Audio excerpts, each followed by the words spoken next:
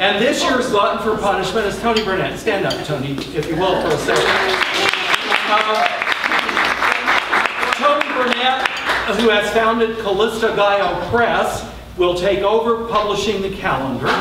Cindy Heiser, also a glutton for punishment. Cindy served as co-editor with Scott for several editions of the Texas Poetry Calendar published by us, and she's going to be working with Tony on the first one. And if I understand correctly, Tony even has told me that Terry Sherrill from Jenny's, from One Touch Point, has volunteered to help make it happen inside and design if necessary. Terry has been a bastion of support for independent publishing in Austin, Texas, and Central Texas. Y'all know that probably.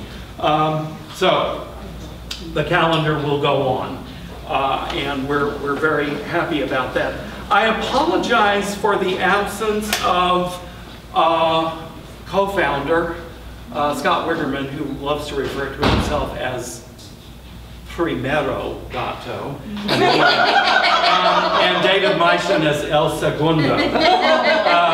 Anyway, we forgive him. I've said to several people today, we become more ourselves as we get older. Scott Wiggerman becomes more of a hermit as he gets older. He loves his study and his sofa and his cat. He's got a bad back, he hates airports, he hates airplanes, and every time I talk about going somewhere and all the things I want to do, he gets tired by the end of hearing me. So he is at home with the cat. Please do not take this as a comment on yourselves. When people ask us about Austin, we think, oh, the traffic. No, we don't miss it. But we miss the people, we miss the poetry scene, and I know if he could snap his fingers and be here, and then snap his fingers and be back on the sofa, that would happen. So, when Scott and I took over the calendar, we decided that editors would not be published in the calendar. But with this one, we made a decision that anyone who had ever edited a Texas Poetry Calendar from 1999 to the present would have a poem in it. And that means that David and Scott have poems, Allison and Wade have poems, Cindy Heiser has a poem, Leanna Mercer and Betty Smith, and Lorianne Gadetto. Those are all the people who served at some point as an editor, and yeah, their names are right inside with the copyright information if you'd like to take a look. All right, we'll start with me, and then Wade will come up to introduce, and he'll probably be more terse than I am. My poem is inside the front cover. I'm going to read mine, and I'm going to read Scott's, and then I'm going to sit down. Mine is called Requiem, and there used to be an epigraph. Its image is based on the old, small graveyard in the Dilworth community in Jim Wells County, about a mile from the family farm where I grew up, called Requiem. Goathead sticker vines thirst among the headstones, caliche rocks like skulls beneath the unforgiving edges. Agarita, Huisache, Spanish daggers, this rainless earth barbed wired, boxed in.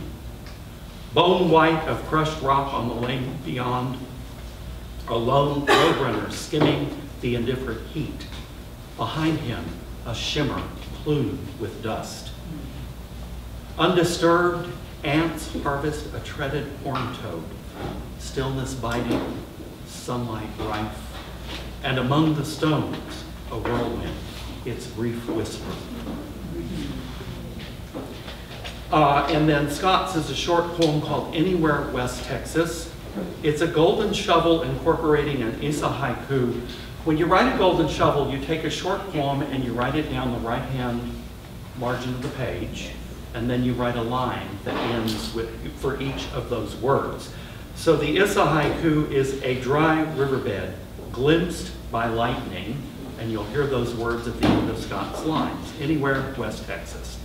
Past the rundown ranch with the rusty A, we drive with windows down, air as dry as this unmarked path along a dry riverbed.